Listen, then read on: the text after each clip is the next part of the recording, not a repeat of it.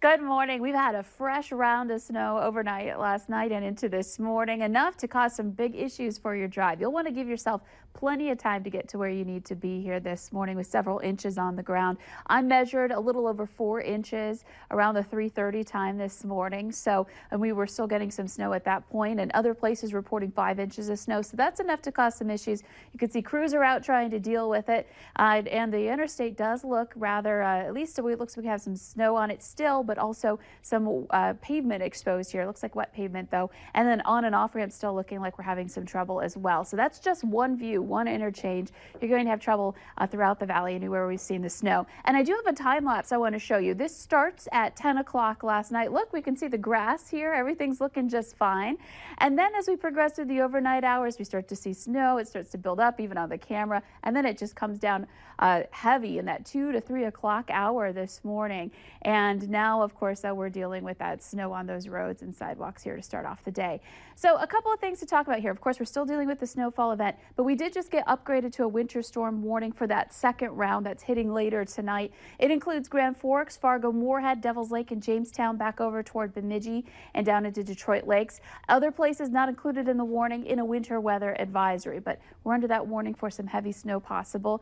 And then, of course, this morning's headline is that winter weather advisory. That's in effect until 7 a.m. So a couple of hours left on this for the snow we've just received or still are picking up. And here's a look at the radar. Snow coming down from Detroit Lakes down through Fergus Falls, about to see that snow move in. Wahpeton, Breckenridge, we've been watching the snow move into your area and then back down into other parts of southeastern North Dakota and northeastern South Dakota. And this is that band that was heavier earlier, and that does continue to move southward. Fargo's in a bit of a break, but there is a little snow just to the north of us. Ada back over into northern Cass County and northern parts of Barnes County too. Some lighter snow, but still some snow that's going to try to drop southward here through the rest of the morning hours. But again, this little bout, enough to produce 4 to 5 inches of snow in some spots, but this one's kind of the smaller one, the weaker one of the two.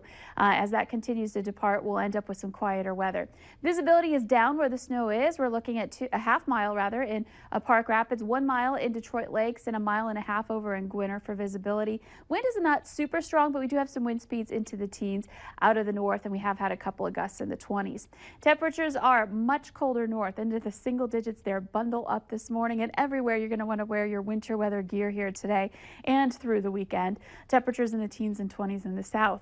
So that front drops south and east. Behind it, we've got that colder air moving in out of the north, some drier air for the time being, and some relatively quiet weather here for midday. This is new. Temperatures in the teens and 20s. As we look ahead to the afternoon hours, will be about 20 to about 30 degrees generally here in the valley for your highs. And check out that system. That next one starts to move in. This is 7 o'clock moving into eastern North Dakota. It might be a while before we see it again in places like Fargo and Grand Forks, but later into the nighttime hours, we've got that snow taking over and then continuing to move eastward through the overnight hours tonight and into early tomorrow. So kind of another round at the same timing almost here. And by 5 a.m., you're still seeing that snow in Lakes Country, but that does start to move on. We clear out. We've got some cold temperatures to start the day on Saturday. Some of us right at 0 up in the Devil's Lake Basin.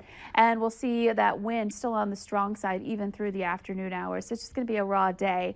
So travel not great. So snowfall potential. We've had a couple of inches this morning. On top of that, we're looking at that next round sweeping through and that chance for some heavier snow in the heart of this system. Perhaps 6 inches of snow or more. We could see that double-digit range, that 10-inch range in a couple of isolated areas. And in other places, a drop-off. Of course, you head south or north, and we see that drop-off outside of that band. But just keep in mind, even a little shift could make a big difference between a couple of inches and 6 inches of snow here in the valley. And here's your photo again. Love this one of Frosty the Snowmare out in the winter wonderland in Crookston, Minnesota. Thanks, Christine. Easter Sunday. Cold to start. Some places will be right around 0 with a high of 25. So you'll have to bundle up for your services. If you're doing an Easter egg hunt outside, you're brave. It's going to feel rather cold. And then next week, still cold as we venture into April. That's kind of sad, but this is kind of the way our spring goes. Yeah, so. we've had Easters like this before. Thank you, Lisa. All right, stick around. We have more to come here on the Valley Today.